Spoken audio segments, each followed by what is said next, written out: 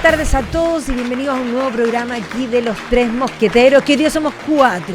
Y como pueden ver, partí más tranquilo porque partí yo y no está Pancho hoy día, pero tengo gran compañía. Voy a partir presentando a los asiduos de la casa, porque las estrellas se dejan para el final. Parto presentando a Tomás. ¿Cómo estás, Tomás Elwin? Muy bien, pues oye, así que ya tenemos un carácter de estrella. No, es que tenemos una estrella visitante. Ah, ya, claro. Que viene de los lares lejanos. Oye, y hoy día de otra galaxia, básicamente. Y hoy día tenemos paridad de género en este programa. Mira. ¿Viste? Nunca he visto. Tenemos igualdad, pero no legal. En general porque éramos 3, pero ahora que somos 4 tenemos paridad de género. Es verdad. Paridad espontánea. Ya hablaste, viste, te estoy sublando, pero no les voy a decir todavía quién es. Tenemos en la otra esquina del set. Falta como el ring, ting. Lucho, Ignacio, ya lo escucharon, Ignacio Dulger. Falta el ruido de box. Ignacio se presenta solo. Ignacio Dulger, ¿cómo estás? Muy bien. Aquí pagando cuentas caras de la luz gracias a un ex ministro, pero bien. Varias cosas más, pero vamos a hablar también de eso. Y la estrella luminosa, la sonrisa de Arica. Desde la frontera, desde aquellos lugares, con modo, hablábamos tropical, sí. Tropical, pero no caribeño. Efectivamente. Tepa Geldres, Tepa de Arica. ¿Cómo estás, Tepita? Muchas gracias, Magrita. Van a saber, se van a enterar que somos amigas. Con tanto floreo. Somos cantidad de amigas, pero la verdad es que hoy día estábamos afuera y alguien dice, no sé, ¿te acordáis de entonces dice, ¿cómo no? Yo le digo, ¿cómo no se va a acordar? Nadie se puede olvidar de la sonrisa de Arica. Oh, muchas gracias, es verdad, amiga. Bueno, acá la sonrisa de Arica. Tepa Geldres, pero Estefanía Geldres, que Estefanía es mi Geldres para el voto. Ya, porque ¿cómo aparece en la papeleta? Eso es lo importante. ¿Cómo aparece en la papeleta? Estefanía. Distrito 1, vamos, Arica siempre Arica. Así que feliz de estar acá y hoy día desmenuzando la contingencia. Exactamente, sí, ahí estamos desmenuzando la contingencia y en este caso se fue, lo fueron, renunció, lo renunciaron, no sabemos bien, pero dicen unos que sí, otros que no. Lo que sí está claro es que pareciera ser que a final del gobierno algunos comienzan a pagar responsabilidades de algo, porque hay varios que se han mandado con Doro. Y ahí quedaron perfectos. Así es. Pero aquí no se la aguantaron y parece ser que, bueno, la ministra Vallejo dijo que fue el presidente el que le pidió la renuncia, que le pidió, ándate. Ya, es que el condoro es demasiado grave. Y yo creo que es importante que le explique a la gente de qué se trata, porque la gente piensa que en la próxima cuenta te van a devolver plata y tampoco va a ser así. Mira, a ver, lo que ocurre, nosotros hemos tenido distintas alzas de energía los últimos años y el ministro Pardo, al parecer, durante los últimos 2 años aplicó el reajuste por el IPC 2 veces debido a un cambio metodológico que la verdad no se hizo bien. Entonces, al parecer, lo que ocurrió es que se aplicó por una parte el cobro de energía en UF y luego ese cobro en UF se reajustó nuevamente por IPC, lo que es del todo improcedente, pues la UF ya es una variación, o sea, la UF ya representa... Ya tiene incluido. No es que le tenga incluido, sí, la UF es el IPC. Es un 30avo del IPC del mes anterior. Esa es la variación de la UF diaria. Por lo tanto, cuando alguien te dice, mira, yo te cobro en UF y te reajusto por IPC, eso no es posible porque son la misma cosa. Entonces, al parecer, esto nadie se lo dijo al ministro Pardo y procedió a reajustar, a aplicar el índice de precio consumidor 2 veces, generando un cobro mayor a una serie de comunas y regiones completas durante los últimos 2 años. Y este condoro es de una gravedad tal que... ¿Y porque va más allá de las cuentas de las personas? Exactamente, porque la cuenta de la electricidad es parte de la canasta básica. Entonces, cuando tú inflas artificialmente ese precio, sube todos los precios, por lo tanto, te vuelve a impactar la misma UF y entras en un círculo. Entonces, hoy día resulta que los costos que nosotros tenemos de vida, el IPC y el valor de la UF, ya están impactados por esta mala variación de las cuentas de la luz. Entonces, el condoro ya es de la gravedad suficiente que una acusación inconstitucional en contra del ministro empezó a agarrar mucho vuelo. Ya se subió transversalmente porque el condoro obviamente se anunció. Sí. Yo me enteré por la acusación, de hecho. Sí, es que es inexcusable. Si el condoro de verdad es grave, o sea, si hay una acusación constitucional bien fundada, es esta. Y ante la magnitud del condoro, se decide pedir la renuncia del ministro, en atención a que también, digámoslo, para que no lo voten, básicamente. Les quedan 4 meses de pega. Entonces, entre quedar inhabilitado los próximos 5 años con una acusación constitucional de por medio o salir, era mejor salir ahora, lo que desinfló anuló rápidamente la acusación constitucional. Así que a mí no me parece terrible eso, si finalmente la acusación constitucional es para hacer valer responsabilidades políticas que igual están. Que si bien están, de todos modos son imposibles de hacer valer en la práctica, porque dado que ya más o menos está todo el mundo claro en que el próximo gobierno va a ser de otro color político, él igual iba a estar fuera del ruedo político para la próxima, por lo tanto en un resultado neutro. Entonces gastarse en eso y llevar la agenda a esa acusación constitucional, con lo difícil que es coordinar una acusación constitucional por lo demás, se prefirió, la verdad, dejarlo un poco ahí. Falta una patita, dale la patita. Tú tienes también el tema de la inhabilidad para los cargos públicos. Pues, no solamente a eso iba, pues son 5 años. Claro, no solamente para el cargo de ministro o un cargo en el gobierno. Estamos hablando de que también tú tienes una serie de cargos en el Estado a que ex ministro Pardo perfectamente podría no estar en el caso de haber prosperado. De hecho, él lo que protegió es su futuro en un cargo público. Sí. Cargo como académico, cargos técnicos, cargos en organismos autónomos del Estado, donde perfectamente Pardo podría aterrizar en estos próximos meses para llegar de forma tranquila. O una municipalidad también. Una municipalidad, por ejemplo. Una gobernación regional, ya que están tan de moda. Pero siguiendo un poco lo que está diciendo, mira, esta cuestión llega a ser particularmente nefasta, porque esto encareció el precio del pan, esto encareció el precio del transporte, esto encareció prácticamente... El que esté en la canasta básica quiere decir que esto influye básicamente en todos los precios. Entonces, no solamente que te hicieron más cara la cuenta de la electricidad, te hicieron más cara la vida en general. Uno podría decir con completa tranquilidad que el ministro Pardo hizo más terrible la vida de los chilenos mes a mes. O sea, es una cuestión así de terrible. Así y esto me recuerda y con esto y te terminó por impactar la UF 2 veces.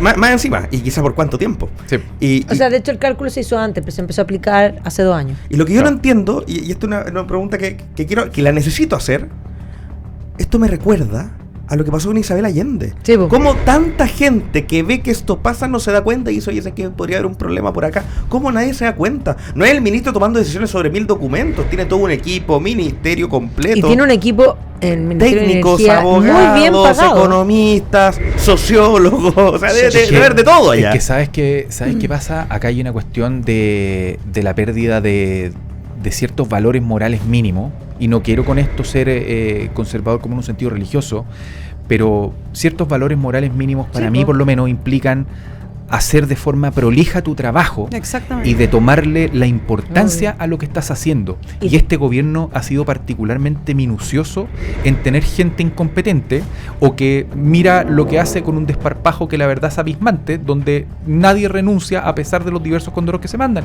Y ahí tú tienes los errores de cálculo de la DIPRES, los errores en los cálculos de las distintas reformas tributarias que se han hecho, y así, y tienes al presidente Gabriel Boric diciendo, mira, es que con lo de Isabel Allende a mí nadie me dijo nada, la verdad. Oye, viejo, tú estuviste 5 años en la escuela de Derecho. Se supone que estas cosas las tienes que saber. Lo enseñan en primer año, de hecho. No, y entonces, de hecho tenía asesores, nadie se dio cuenta. Fue como una alumnita en práctica. Sí, pues. No te puedo creer. Sí. Bueno, y justamente ese tipo de funcionarios, los que dejan pasar las cosas, los que no hacen bien la pega, no ponen el ojo donde hay que ponerlo, son los que Cristian Valenzuela denominó parásitos, y a lo cual yo adhiero 100%. Fue una polémica, pero justamente esos son los que le hacen la vida más difícil a las personas. Y si eso duele aquí en la capital, imaginen cómo duele en las zonas extremas, donde todo cuesta más, la benzina cuesta más, el agua cuesta más, la comida cuesta más, vivir cuesta más. Y tenemos que cargar con eso. Entonces yo aquí difiero un poco de lo que decía mi compañero Tomás, porque yo creo que hay 2 tipos de responsabilidades. Primero, una que es removerlo del cargo porque es lo que corresponde, lo que le pasaría a cualquier persona en una pega privada que se manda un condoro de tal magnitud bíblica. Esto es un condoro pero tremendo, histórico para Chile. Y la responsabilidad personal, la responsabilidad política. Y ahí es donde yo también, nuevamente me decepciono un poco de mis primos de Chile Vamos, porque resulta que bajan la acusación porque dicen, no, es que como ya habíamos llegado a un acuerdo con el gobierno, que si lo sacaban del ministerio, entonces no, hacíamos un patita para atrás con la acusación constitucional, y me parece que eso está mal. Me parece que esa es justamente la política de los acuerdos a la cual no debemos adherir. O sea, él debe pagar las consecuencias de manera personal y quedar inhabilitado 5 años para ejercer, porque el condoro que se mandó es de proporciones. Yo discrepo un poco lo que dice Stepi, porque... Tepi, hace tiempo no me decían así. Stepi. Discrepo un poquito de lo que estás diciendo, porque no puede valer lo mismo renunciar que no hacerlo. Entonces, si yo voy a interponer una acusación constitucional, sí o sí, mejor me quedo en el cargo, para que renuncie. O sea, en el fondo si renuncio es precisamente para evitar consecuencias mayores. Es que entonces tiene que haber, por lo menos, creo yo, un resultado magnánimo o cierta magnanimidad de quien tiene en su mano la sentencia, en el fondo, de decir, mire, ¿sabes qué? Si por reconocer el error, en el fondo, y asumir tu responsabilidad política renunciando, yo no te voy a hacer valer esta acusación constitucional. O sea, es un atenuante. ¿Y cuál es el costo personal por el condoro que se mandó? Ese es el tema que se pregunta la señora en la casa, que paga la luz. Perder la pega, de partida perder la pega. Eso es el desde. Sí. O sea, lo básico. Sí, ¿Y cuál es la consecuencia por el error? Además de perder la pega. La pregunta un poco para que aquí dimensionemos. ¿Qué hubiese pasado si esto hubiese sido un mal cálculo de tarifas de las empresas eléctricas? No, habrían puesto el grito en el cielo, que el lucro, que está. ¿Y qué le habría pasado a las empresas eléctricas? Multas. Ya. Estarían pidiendo expropiación. Estarían pidiendo expropiación de la empresa. Estarían pidiendo expropiación. Entonces ahí viene un punto que es importante, porque además hay que decir que el Ministerio de Energía es un ministerio súper técnico. Sí. Aquí vienen preguntas que son importantes. Está bien, Diego Pardo es abogado. ¿Ya? Tiene un posgrado afuera. ¿Ya? Ok. En Derecho. En Derecho, justamente. Ok. Estupendo. ¿Qué hace un abogado en el Ministerio de Energía? Es como ¿qué hacía la socióloga en el Ministerio de Justicia? Pregunto, porque para ser ministro de Justicia tenéis que ser abogado. O sea, si no eres abogado, no podéis ser ministro de Justicia. Como requisito mínimo, Magdalena, tienes que saber sumar. Ya, por eso, son los... Algo que el ministro anterior no sabía hacer, al parecer. O sea, lo que parece chiste es algo básico, no sabía sumar. Por eso, hay ministerios políticos donde efectivamente pueden variar las profesiones, pero hay ministerios súper técnicos. Sí. Y este es uno de los ministerios súper técnicos. Así es. Que además, digamos, que venía con varios cagazos. Esa es la palabra que se merece, el punto. Los cortes de luz. Sí. Oh my God. ¿Ya? Y ojo, cuando vino el viento, y que el viento es algo de la naturaleza. La manzaca. Pero, es más, le tiraron a las compañías eléctricas con todo. Entonces ahí viene el punto. A las compañías y a los privados siempre le están sacando de donde pueden para que hagan, digamos, que paguen pecuniariamente sus responsabilidades. ¿Y aquí qué pasa? De acuerdo, se quedó sin pega, estoy de acuerdo. Pero se mandó el tremendo condoro. Sí, 110 millones de dólares lo que los chilenos vamos a pagar gracias al señor, y el único costo es quedar sin pega. O sea, lo medible. Es una ola para los chilenos. Lo medible, claro. Lo medible. Pero también se va el director, el secretario ejecutivo de la Comisión Nacional de Energía, Marco Masilla, que entiendo también es parte de los responsables en esto. Ahora, yo no creo, o sea, y esto es así, la planilla Excel donde aplicaron el IPC 2 veces no la hizo Pardo. No, pues claro que no la hizo Pardo. Parte de su equipo. Pero el jefe es el responsable. Pero igual, a ver, si tú eres el jefe... Es que sí, que al final el responsable último de esto es el presidente, o sea, es el gobierno entero representado por el presidente de la República. Ya, de acuerdo. Ya, es una responsabilidad del Estado. Ya, y aquí viene la pregunta. Si le pasan el Excel de planilla dinámica Surround Skibirillea, que lo hizo el técnico que entiende todo esto, pregunta, ¿se lo pasan a Diego Pardo? ¿Lo sabe leer? Pregunto. No creo. Ya, si se lo pasan al presidente de la República, ¿lo sabe leer? Menos. Ya, entonces, tenemos un problema. Tenemos un problema bastante grave. Y el tema está aquí, insisto, yo creo que acá tenemos un punto muerto en la discusión entre la Tepa y Tomás, porque precisamente la gente le encantaría pedir si pudieran colgarlo en la plaza. Oye, colgarlo en la plaza, vamos, o sea, por favor, y crucifixión, y que sea con cámara, y que el mundo lo vea. O sea, eso es lo que pide un poco la gente con esta cosa, porque se están metiendo en una cuestión bien sensible. Esto recuerda un poco el tema de las colusiones, esto recuerda un poco a cuando sube el tema del pollo, el tema del confort, o sea, un montón de cuestiones que la gente es muy sensible, porque la gente en verdad hace malabares para llegar a fin de mes. Entonces, claro, cuando la cuestión es más o menos justa y decís, chuta, sé que está más caro, sé que me cuesta más, sé que tengo que comprar menos, la gente lo entiende, sufre, pero lo entiende. Pero cuando empieza a cachar que los precios son mentirosos, porque esa es la forma de decir, son precios mentirosos, la gente, la rabia que siente es terrible, porque renuncian a vacaciones, renuncian a bienes, renuncian a opciones. O sea, tenéis 2 hijos, a uno lo mandaste a la universidad y a otro no. Se endeudan más. Se endeudan más, tienen que pagar más mes a mes. O sea, es una cuestión terrible para la familia. Entonces, claro, llega a parecer que si uno dice, ya renunció, no pasa nada, la gente dice, pero no sé, que yo quiero un castigo. No me sirve que renuncie, a mí no me devuelve la plata que él renuncie. Estoy de acuerdo. Entonces, sería, creo yo, una consecuencia natural de esto, que él no pueda volver a trabajar por lo menos los 5 años en el Estado. Pero tú crees que es lo mismo, que no digo que es lo mismo. No digo acusación constitucional que es lo mismo. Yo creo que efectivamente es un atunante. Pero es tan grave que lo que hizo que sigue siendo no merecedor de trabajar en el espacio público. Y recordemos una cosa, hablando de espacio público.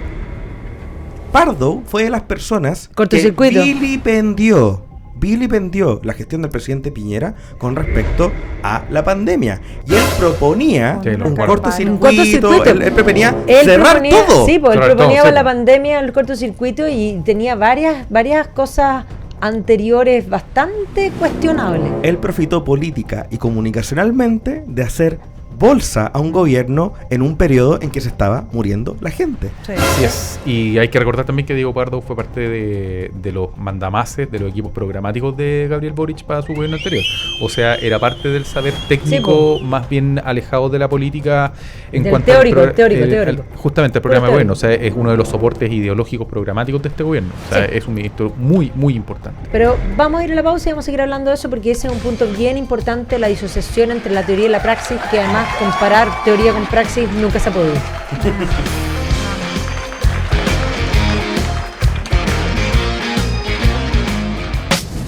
Este seguro de auto te asiste cuando lo necesitas y 24/7. Porque es tu auto, asegúralo en Consorcio. Cuando el país se detiene por un juego, hay una voz que se adelanta. El que sabe leer el mar sabe cuándo cae un gol a la red. Quien domina la mente ya ganó el primer set. El zorro no espera el último cuarto. La buena jugada se huele.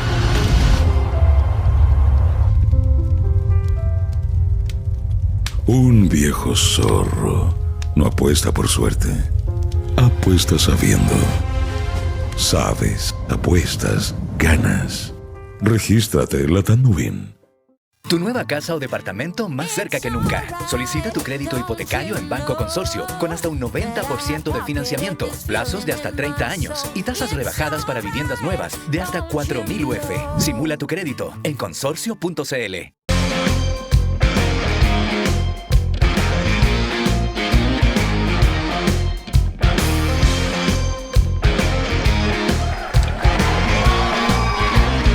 Y estamos de vuelta aquí en Los Tres Mosqueteros y seguimos hablando un poco de este tema, particularmente de este rol protagónico como uno de los pensantes, digamos, del concepto del Frente Amplio, una de las figuras detrás de esta refundación desde la teoría para crear el paraíso terrenal sobre la tierra.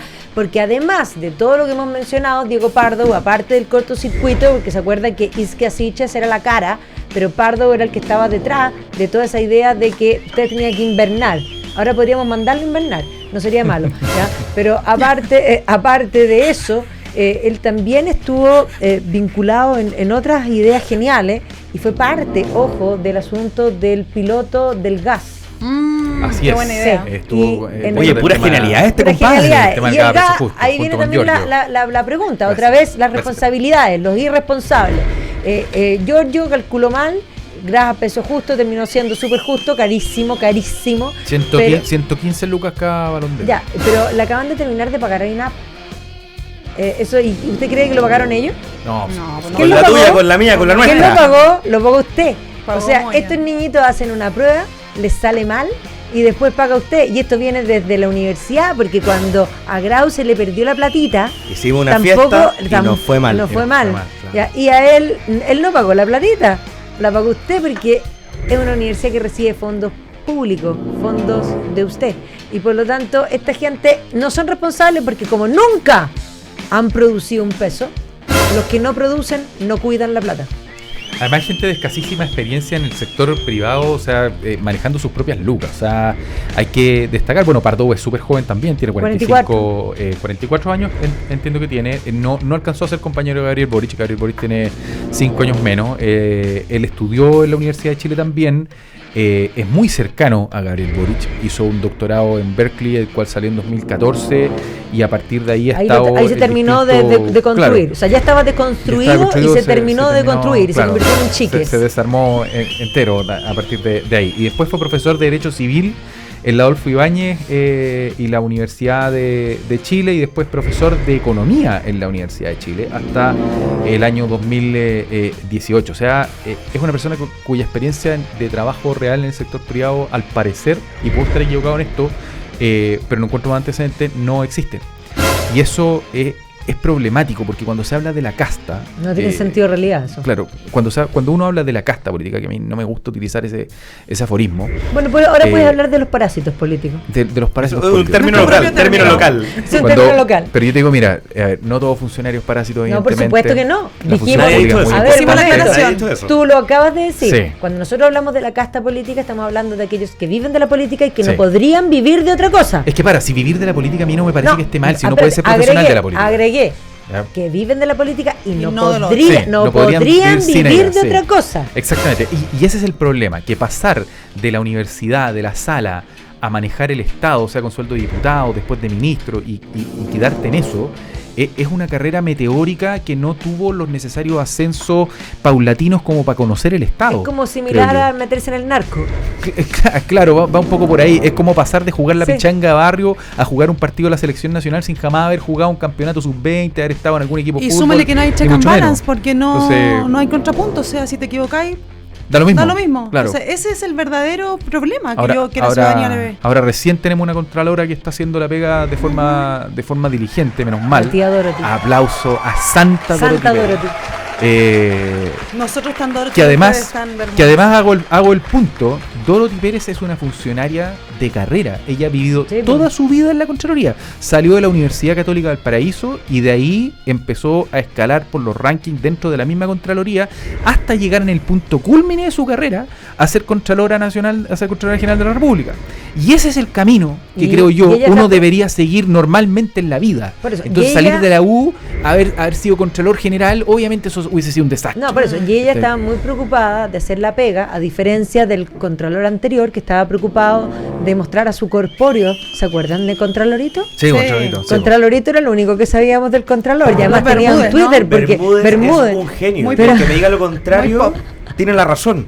Por una cuestión muy sencilla. Él nos convenció a todos de que hacía la pega. De que un cómic de un pajarraco era hacer la pega.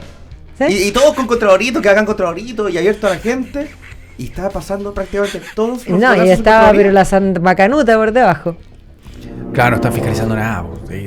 Bueno, en fin, una característica fundamental de nuestro sistema político democrático es que nadie nunca asume ninguna responsabilidad por ninguna cosa. Entonces, es rarísimo que alguien renuncie.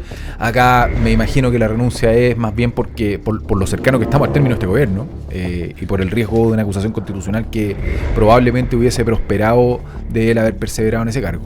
Te voy a agregar el dato. Yo creo que no solamente por lo cercano que está el término del gobierno, sino porque lo cercano que está la elección presidencial. Sí, por supuesto. El problema principal que tenía justamente el tema de Diego Pardo era que la elección está en menos de 30 días. Sí. O sea, habría estado todos los panelistas, todos los candidatos hablando, incluso los de oficialismo. Sí. De hecho, hablando en ciencia concreta, tenía la candidata de Gabriel Boric, a la candidata por la cual iba a votar Diego Pardo, diciendo, oye, hay que sacar a este compadre inmediato. Sí. Mi gobierno yo lo habría sacado. Sí. Oye, este es tu gobierno. O sea, hasta Yanez Jara le fue a pegar. O sea, no, y los comunistas estaban dispuestos a la acusación constitucional. Sí, imagínate. Lo cual es impactante. Sí, impactante. Porque además esto sucede en un momento en que la opinión pública está súper susceptible a los abusos, a la corrupción dentro del Estado.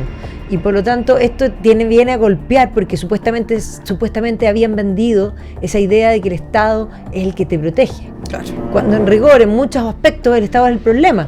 Porque, de hecho, la responsabilidad de este gobierno es total y absoluta. No sé si vieron el informe que salió ayer del Consejo Fiscal Autónomo, donde se plantea que este va a ser el primer gobierno que por 3 años consecutivos, porque está bien, ya se te pasaron las lucas, pero te llaman al orden, ordenan las cosas y se nivela. No, aquí te llamaron al orden y siguieron gastando igual. claro, supuestamente apretaron, pero no apretaron porque el problema es lo que hablábamos antes. Ellos tienen la teoría en la cabeza. Y en esa teoría ellos básicamente consideran que todo es un problema de voluntad y que la plata está y hay que repartirla porque es como maná del cielo, porque como además ellos nunca han producido ni un peso y el Estado es per se un ente que es extractivo y que es parasitario, sí, porque vive de nosotros. El Estado, si nosotros no le damos plata, no tiene ni uno, no tiene un duro. Entonces, básicamente ellos suponen que es simplemente voluntad y vamos a pagar la deuda histórica de los profesores. Entonces, ya, ok, vamos sumando. Vamos a pagar y vamos a perdonar el CAE. Ya, asumemos. Ya, pero además, entre medio se roban las platas para poder vivir políticamente. O sea, hay un montón de cosas que además hoy día me da risa, porque cuando uno mira las arcas fiscales hoy día y cómo estamos, ya estamos sobre el endeudamiento, o sea, estamos pagando $4.000 millones de intereses. Entonces cuando dicen hay que recortar $6.000 millones, bueno, hay que achicar esos intereses porque esto se está comiendo la plata, la está quemando. Entonces, básicamente es de una irresponsabilidad total y absoluta, y no cosecha paraíso, sino que lo que ciertamente va a terminar cosechando son infiernos, porque todo el gasto corriente, que es donde se va mayormente la plata, tiene que ver con gastos, sí, con sueldos por una parte, pero también con gastos que están comprometidos. Entre ellos también la PGU. Dicen, van a tocar derechos sociales. Espérense, si no ordenan las arcas fiscales, va a quedar sí o sí. Ya por eso, va a quedar como una lista de deseos, va a quedar como, ustedes saben, ¿han visto la cantidad de derechos que hay en Cuba? Sí, claro, o sea, no podemos, Venezuela. Por eso nos podemos recordar la convención, que ya vamos a hablar un poco de DASA, que ha vuelto a salir a la palestra, que había un derecho, digamos, a la felicidad y como casi como el orgasmo, era una cosa, pero derecho al placer sexual. Al placer sexual, claro. Pero imagínate esa cuestión, o sea, ¿de qué estamos hablando? O sea, espérate, la pregunta era si no tienes, ibas a demandar al Estado, ¿qué onda? No, oye, y tú no, o sea, no sé si ustedes quizás no se acuerdan, pero la Constitución ustedes quizás son muy jóvenes, pero para la Convención, el texto que se nos propuso, que ya era desopilante, una cuestión, sí, una locura, pero decir la locura. Pero ustedes no cachan la cantidad de informes y normas propuestas que no alcanzaron a ver la luz siquiera. Entre ellas, hay uno del mismo Jaime Baza, donde él proponía consagrar constitucionalmente un derecho a la rebelión o un derecho a la desobediencia, que decía que ante actuaciones que pudiesen ser ilegales por parte del Estado, la gente tenía derecho a rebelarse e incluso a resistir la actuación del Estado. O sea, imagínate, yo considero que el actuar de carabinero es ilegal al entrar a mi casa y por lo tanto lo recibo a balazo.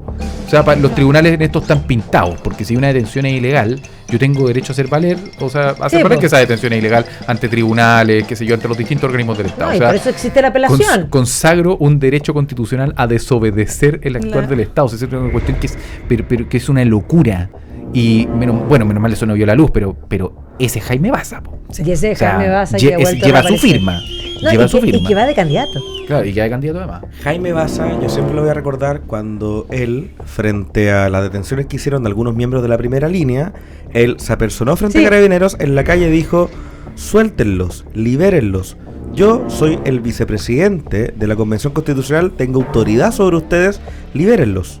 O sea, se presentó prácticamente como un príncipe del Estado, como un Robespierre, a decir, váyanse de acá, Carabineros, háganme caso, y le empezó a dar órdenes a un poder del Estado. Soy Robespierre. Yo quiero citar estos dos ejemplos, Pardo y Baza, porque Pardo y Baza no son cualquier pelagato, no son cualquier perafustán, son los ideólogos técnicos, son los intelectuales, son los doctrinarios, son los formadores, son los que saben, son los compadres que cuando llega el operador político y dice, oye, ¿a quién le preguntamos? Pregúntale a Baza, pregúntale a Pardo, porque ellos son los que cachan. Es decir, de ahí para abajo. Sí, todo el mundo le pega a la tía Pikachu, y la verdad es que la tía Pikachu no fue mala convencional, fue bastante mesurada dentro de lo que hizo. La culpa del fracaso de la convención es de Fernando Atria, es de Cristian Vera, de Jaime Baza, es de los técnicos que están en la convención. Ellos son los culpables del fracaso de esa cuestión. Y ahí viene una pregunta que aparte, porque estábamos recién hablando del currículum de Pardo, de donde él estudió, de donde estudió afuera, en fin, y dónde hacía clase. Yo entiendo que está bien, hacía clase en la Chile, que entendamos que en la Chile es un mundo que está tremendamente ideologizado y politizado hace mucho tiempo, ¿ya? Y esa es la razón por la cual han destruido en gran medida lo que era una gran institución, la Casa de Bello. Sin duda fue un lugar tremendamente importante, pero hoy día contratar a alguien en ciertas áreas de la Universidad de Chile es comprarte un problema político de todas maneras, ¿ya? Pero Pardo hacía clase en la Universidad Adolfo Ibáñez. Yo me pregunto... De economía. Pero a ver, ¿con el fin de qué? ¿De ser pluralista? En el pluralismo contratan a gente que no tiene sentido de realidad, porque los que estuvieron en la convención no tenían ningún sentido de realidad, y eso nos quedó claro, y el 62% de Chile les dijo, entúbenselo. Bueno, Atria también hacía clases en la... No, por eso, no, si Atria hacía clases en la Correa Bascuñán, la triada que tenía la Adolfo Ibáñez en su momento. Sí, no, en la Adolfo también. Sí, no, por eso digo, esa cosa así de chique de la Adolfo Ibáñez es lo que hace que termine siendo tibia y sin identidad. ¿Pero Pardo era de esa universidad? Sí, o sea, hacía clases. No, o sea, encuentro que tenerlo de profesor te define. Sí, está bien, ese tipo era un doctor en Derecho, tenía libertad de cátedra también. Pero un momento, está bien, sí, estoy de acuerdo. Pero la pluralidad que comulgaban o que decían, nunca fue para el otro lado. Nunca fue para el otro lado. Yo hice clases en la Chile, bastó octubre y afuera.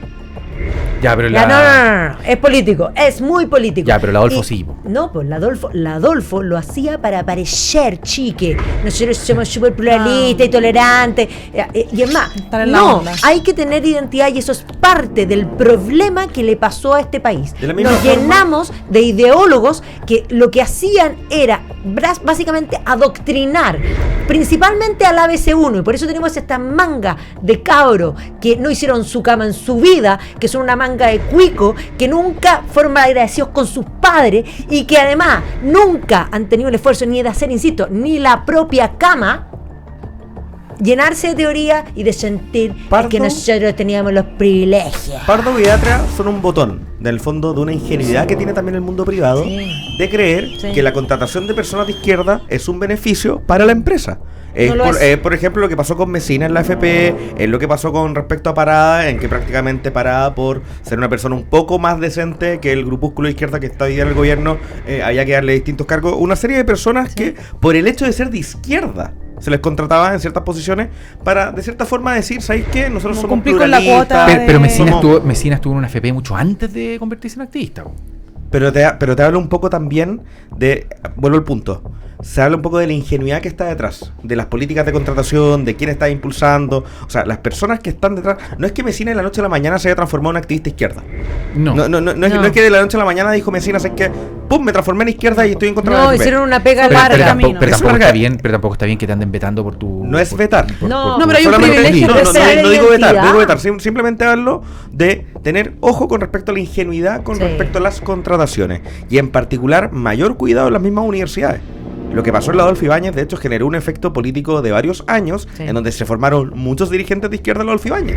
Muchos movimientos, muchos miembros de las personas que están hoy día en Revolución Democrática se formaron con Fernando Atria. Y este séquito del cual habla Renato Garín, que existía en la Chile, pululaba también, y eran los iluminados de Fernando Atria, que también estaban en la Adolfo Ibáñez. Y a él, y le permitían a Fernando Atria campear tranquilamente y meterse tranquilamente con todos los estudiantes y formarlos en cuestiones que eran completamente ajenas al ideario mismo de la Adolfo Ibáñez. De la propia universidad. Pero ¿cuál es el ideario de la Adolfo Ibáñez? Porque mira, estoy totalmente en desacuerdo con lo que están diciendo ustedes, porque la universidad me parece que es el lugar para que las ideas peleen. Por lo tanto, uno tiene que tener el pluralismo necesario como para tener una persona que puede tener la ideología que quiera y debatirla abiertamente y tener un contradictor legítimo adentro, porque las ideas, creo yo, solamente resisten en la medida que uno las puede someter a cierto estrés por parte de alguien que piensa distinto. Claro, si vamos a tener una universidad, pero eso no pasa en la Chile. Eso no pasa en la Chile. Eso no pasa en la USAT, eso no pasa en la Central, eso no pasa en la UTEM, eso no pasa prácticamente en ninguna universidad. Pero se lo exiges a la otra. Se lo exiges a la universidad privada, donde tampoco permites que el de derecha, el conservador, haga esta pega, entre comillas, de proselitismo, que tampoco debería hacerla, pero sí la hace un proselitista como Fernando Atria. Porque no es el tema del debate en doctrina y en cátedra. Ya, pero eso está bien, pero no es proselitismo. Ya, pero no es casual el crecimiento que tiene Adolfo Ibáñez también, pues. Si ese crecimiento es precisamente porque el Adolfo es una pega seria, pues. No, porque tiene gente de distintos... Tú tienes un tema factual y contrafactual. Una cosa es tener personas de distintos color político, eso está perfecto. Pero una cosa completamente diferente es que estas personas las permitas hacer proselitismo político con alumnos con cosas completamente ajenas. Que esté Fernando Atria haciendo clases de bienes, porque esa es la clase que hacía Fernando Atria, y en la clase de bienes él se ponía a hablar con respecto a la función social de la propiedad y con respecto a cuestiones de la expropiación, y le daba prácticamente una cátedra con eso, cuestionable. A mí no me parece correcto, pero cuestionable. Pero que además esté haciendo proselitismo, ningún problema. Porque esta cosa, lo que estoy diciendo es algo que hacía Fernando Atria y que alumnos que eran amigos míos me comentaban: oye, tenemos un profesor que no nos está enseñando bienes, nos está enseñando prácticamente otra versión de derecho constitucional, una versión más marxista. Y lo decía el mismo alumno. Sí, yo creo que el punto igual está en que se le abrió la cultura para que la izquierda tuviera la hegemonía, y los espacios se le abrieron demasiado en bandeja. No hay esta competencia de idea que es lo sano, que tú mencionabas que debiera ser y tiene que ser así. No, hay un espacio especial para la izquierda para que se desarrolle mientras aplastan las otras ideas y utilizan los espacios técnicos para hacer proselitismo e ideologizar. Y ahí salen esta gente que no tienen sentido de realidad y que vienen a aplicar cosas que están solo en su mente y que realmente en lo técnico no existen. De hecho, no existe ese debate real porque ellos crearon esta idea del discurso de odio para vetar ciertas ideas que no podían ser nunca mencionadas. Y por lo tanto mataron toda libertad de expresión, de opinión y de cátedra. Un profesor en cualquier universidad, tú decías algo y venía un alumno y te pasaba, en el fondo te acusaba y te hacían unos sumarios, y todas las universidades compraron esta cuestión, y por lo tanto aquí entendamos que esto viene de muy largo. O sea, Pardo y compañía son el fruto de ese trabajo que venía de antes. Sí. De hecho, un botón mucho más claro. Si tú vas a la universidad hoy día y en los últimos 10 años, los únicos movimientos... La cortina. Pero te vamos ahí. No, el chacal de la trompeta. Viene la musiquita y ya sabemos para nada. Cuando el país se detiene por un juego, hay una voz que se adelanta. El que sabe leer el mar sabe cuándo cae un gol a la red. Quien domina la mente ya ganó el primer set. El zorro no espera el último cuarto. La buena jugada se huele.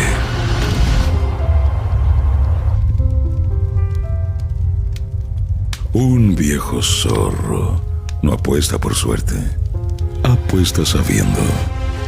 Sabes, apuestas, ganas. Regístrate en Latam Win. Me encanta mi seguro porque llevan mi auto a la revisión técnica. Gracias. Porque es tu auto, asegúralo en Consorcio.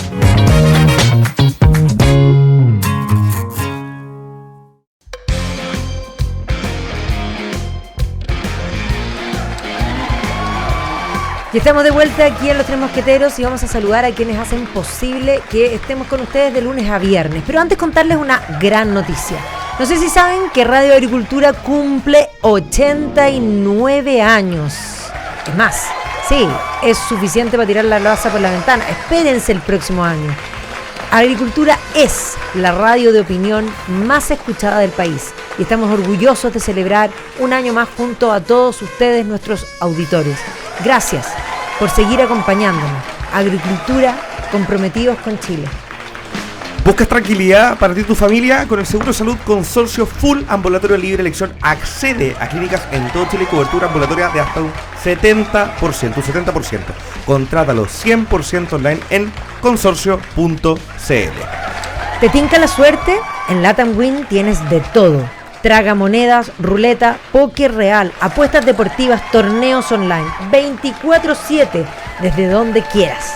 Regístrate con el código Mosqueteros y te damos 5,000 pesos de bono. Latam Win, sabes, apuestas, ganas. Bueno, no sé si continuamos por esa beta porque justo te cortó el chacal de la trompeta. Voy a matar el tema. Mata el tema. Una señal bien potente del proselitismo que hace la izquierda en universidades tanto públicas como privadas, es que los movimientos políticos que existen, prácticamente que existieron durante los últimos 10 años, eran el Partido Comunista y los movimientos que hoy día son el Frente Amplio, que eran antes Convergencia, que eran la Zurda, y que hoy día están prácticamente una serie de grupúsculos o colectivos de izquierda que campean y tienen prácticamente destruida la institucionalidad de agrupación universitaria y donde prácticamente ya nadie participa. Estamos hablando de todas las federaciones que son parte de la Confed y otras más. Y esto pasa en Arica, esto pasa en Iquique, esto pasa en Santiago, esto pasa en la Adolfo Ibáñez, pasan prácticamente en todo Chile. Y ahí están detrás todos estos ingenieros, todos estos Fernando Atria, todos estos Diego Pardo que estaban ahí. Y saludo en particular a aquellas personas que recibieron con ese cariño el 2021 a José Antonio en Iquique y en Arica. Y que le pegaron. Sí. Por eso mismo, o sea, ese es el resultado del trabajo proselitista que hacen. Pero es que el proselitismo no está mal, sí, hay que hacer proselitismo. El problema es que el proselitismo lo está haciendo una pura parte del espectro político nomás. Pero es que ahí viene la pregunta. ¿Qué entiendes por proselitismo? Pero espérate. Buscar gente en el fondo y empezar a hacer política en un lugar determinado. Ya, eso no está mal. Ya, espérate, con esa definición estoy de acuerdo. Ya, espérate, sí y no. Porque pero no en el aula, yo te voy a dar una perspectiva histórica. Las universidades tienen 1000 años. 1000 años. Había universidad y la gente no iba al colegio porque no habían colegios con currículum establecido. O sea, la gente no tenía licencia de educación media y iba a la universidad. O sea, las universidades tienen 1000 años. Asociaciones de maestros y discípulos en busca de la verdad. Ese era el concepto. Ya, perfecto. Desde el siglo XVIII comenzaron a aparecer las sociedades y por lo tanto ya en el siglo XIX se incorpora por primera vez la ciencia. Las universidades nunca investigaron, no hacían investigación. Eso va a surgir como un ente aparte que Humboldt. además va a ser... Sí, pero la reforma de Humboldt va a incorporar efectivamente la ciencia en la universidad. Y las universidades nunca jamás hicieron política, sino hasta el siglo XX. Entonces ahí viene la pregunta. Una institución que tiene 1000 años y en 900 nunca hizo política, ¿por qué tiene que hacer política? Porque lo que han hecho es arruinar la institución más importante de Occidente con la política. La política es un germen que lo que hace es que los alumnos que deberían estar trabajando por el saber terminan generando conflicto y confrontación. Y básicamente hoy día lo que hay, todos los activistas políticos son alumnos que les dan permisos especiales, que además los pasan por secretaría, porque efectivamente es incompatible. Y ya lo entendía Aristóteles. Aristóteles era más dramático todavía. Aristóteles consideraba que el estudio era incompatible incluso con, la vida matrimonial o la vida sexual, y por lo tanto él consideraba que un alumno universitario y alguien que no era una universidad en esa época, pero cualquiera que se dedicara a la filosofía, y posteriormente eso se va a aplicar a las universidades, debía ser célibe. En las universidades medievales tenía que ser célibe porque era incompatible con el intelecto, porque tienes que tener tu cabeza dedicada al estudio. Los activistas políticos están dedicados a la política y pasan por secretaría. Yo el otro día tenía aquí a la niñita del Now y yo le digo, preciosa, le digo, ¿tú me puedes explicar cómo te da el tiempo? No le damos. Porque no le da el tiempo. Entonces, ¿qué es lo que hace? Ella se dedica a la política y la pasan por secretaría, porque además, cuando no los pasan, lloran. Sí, claro, y tienen también un poder que no deberían tener, yo estoy de acuerdo con eso, pero también el problema acá, y lo que termina pasando, es que el proselitismo político se hace un puro lado nomás. Entonces la derecha, ¿cuánto tiempo dejó votar? ¿Cuánto tiempo la derecha también dejó votado cualquier tipo de intelectualidad o de pensar un poquito? Porque, digamos, grandes intelectuales de derecha, o sea, Jaime Guzmán, y de ahí saltáis hoy día a algunos autores que hoy día nuevamente están escribiendo, que tenías a Ortúzar, tenía a Mansuy, que están empezando a agarrar eso. Sí, pero la izquierda lo tuvo. La derecha lo tuvo votado mucho tiempo. Sí, pero no por deporte. O sea, ¿qué le pasó a Jaime Guzmán? O sea, fue planeado. Sí, pero era un momento.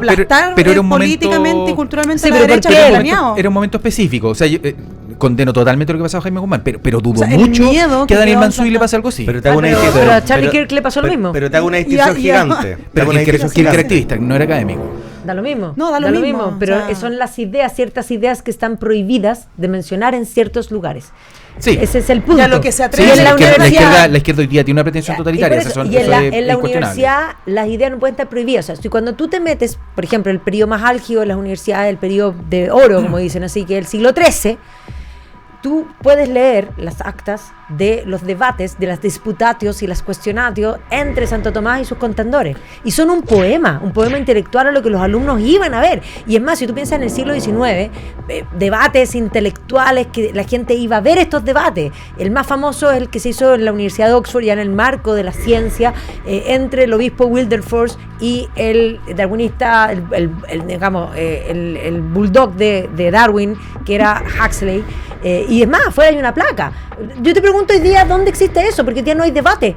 Porque todos tienen que pensar absolutamente igual. Sí, porque te están secuestrando la universidad, ese es parte del problema. Sí, yo creo que sí debe haber debate político en la universidad, es un espacio, es parte de la sociedad y tiene que existir. Lo malo está en que se le dé un lugar preferencial a ciertas ideas, que se usan los espacios técnicos para hacer proselitismo y que básicamente se ideologice a las personas que tienen que tomar decisiones que son de carácter técnico. Ya. Ese es el tema. Pero tú dijiste debate político. Siempre se ha hecho debate político. Las ideas, lo teórico, por supuesto, los alumnos tienen que aprender eso, pero para eso tienen que estar expuestos a todas las visiones para poder ellos tener una visión. Eso sí, lo que yo critico son precisamente que dentro de la universidad, que dentro de la universidad haya política en el sentido partidista y de elecciones, porque esos activistas políticos no son estudiantes. Ya, entiendo el punto. De hecho, para hacer un caso muy concreto, Mansuy hace justamente la política. La mitad de la pega que hace, por ejemplo, Fernando Atria, de hablar de doctrina, escribir libros, presentarlo en universidades. Perfecto, esa parte está perfecto. El problema es cuando empezamos a reclutar alumnos fuera de la sala de clases con la posición de poder que él tiene y de ayudarlos a ser parte de centros de alumnos, de federación y eventualmente meterlo a partidos políticos contingentes. Sí, eso no debería ocurrir. Los profesores deberían tener cierta postura, deberían ser prescindentes respecto de lo que hacen o no los alumnos, más allá de que tengan un debate, que tengan sus ideas y que las expongan. Yo mismo, bueno, les cuento, o sea, yo estoy dedicado a ser profesor universitario hoy día. Soy profesor de Derecho al Trabajo en la Universidad Gabriela Mistral y o sea, la opinión y el debate político es inevitable, sobre todo en la materia que hago yo. O sea, ¿qué tanto el caso tiene que tener un sindicato, por ejemplo, o hasta dónde tienen que llegar los derechos de los trabajadores? O sea, se arman conversaciones en las clases y eso es ineludible, lamentablemente. Pero no te imagino invitándolos a militar en amarillo. Está perfecto. No te imagino. No, si alguno se te acerca, te dice fuera de clase, ya perfecto. Pero no te imagino como fin político tuyo estando ahí y decir, ¿sabes qué? Quiero que de este curso 5 se metan en amarillo. No, nunca. No, jamás haría algo así, la verdad. No, de hecho, no creo que ni sepan.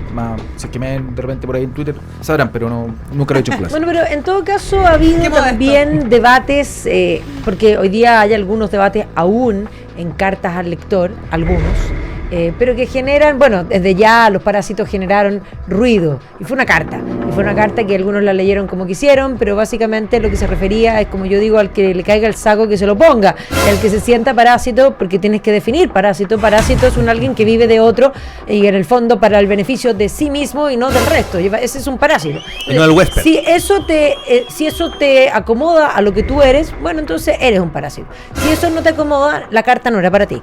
Ya, pero dicho eso, más allá, porque creo que se tejió mucho al respecto, se sintieron muy ofendidos porque les ofende tanto. Pero claro, hoy día tenemos también un debate en la prensa, y un poco estábamos conversando de eso entre medio, entre Axel Kaiser, que escribió una carta y que les causa tirria, porque Axel es un intelectual que además llega a muchos lugares, es un intelectual que es seguido en muchos lugares, y es un intelectual además que publica y vende lo que ninguno de los otros vende, y eso por Dios que les pica. Y además podríamos agregar rubiecito, buen mozo, o sea, ella les pica por todos lados, ¿ya? Y es más, aquí podríamos decir, le contesta Baza. Estábamos hablando de Baza y Baza, ojo, Baza tiene un trauma porque él se cree galán de teleserie, pero la verdad es que le da como para, yo voy a, así bien peladora, pero lo voy a decir y punto, no va tanto. Es como para modelo pachulí. Ya, pero él cree que es buen mozo. Pero además tiene esa actitud, que eso es lo terrible. Yo encuentro que eso es patético. ¿Con pistolita de agua, tú dices? No, pero eso las personas no andan así diciendo, tratando de... Además tienen hasta una forma como de caminar, como de mirar, como de... ¿Sabéis que hay una tendencia? Aquí te las traigo, Peter. Sí, aquí te las traigo, Peter. Hay una tendencia dentro de ciertos profesores universitarios a tomarte demasiado en serio la admiración que tus alumnos de repente pueden sentir por ti. Y me parece que eso es injusto, porque los alumnos, por su propia naturaleza, son alumnos vienen sin luz. alumno. Sí. Por lo tanto, estás hablando con un montón de gente ignorante, ¿cachai? A la que estás educando, evidente que se produce cierta admiración. Y el profesor que se aprovecha de eso, o que se lo toma demasiado en serio, la verdad es que a mí me parece reprochable al menos. No estoy acusando particularmente a Baza, pero sí tiene esa actitud, digamos. A mí me da un poquito mono, como digo yo. Sí. Pero bueno, dicho esto, porque básicamente también hay una cosa, se tratan de parecer a Atria, porque el gran debate era entre Axel Kaiser y Atria. Sí, entonces ahora todos se visten, voy a pelear contra Kaiser, un poco lo que hace Rettig. No, y aprovechando la campaña también, pues, Magda. Sí. Nos están poniendo la cortina, ¿cachai? Qué malas personas. Ya tenemos que cerrar, pero no. Esto hoy día fue el programa. Hay que decir que Luchito es el chacal de la trompeta. La culpa es de la Cata todo el rato. Así que si usted iba en el auto y se quedó con la conversación a media, en medio del pelambre, ¿tú cachai lo que es poner el chacal de la trompeta cuando estábamos pelando? Sí, eso no se hace.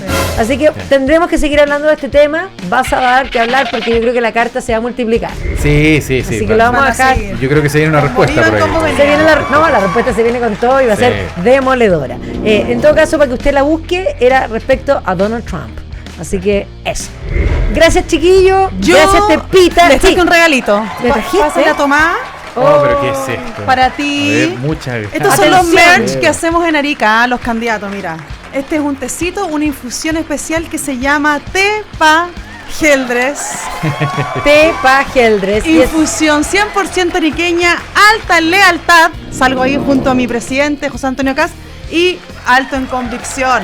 Para que no se confundan en Arica. El único tecito que tienen que tomar. Exactamente. Así que se pueden tomar un Tepa Geldres. Muchas gracias. Chao. Nos vemos.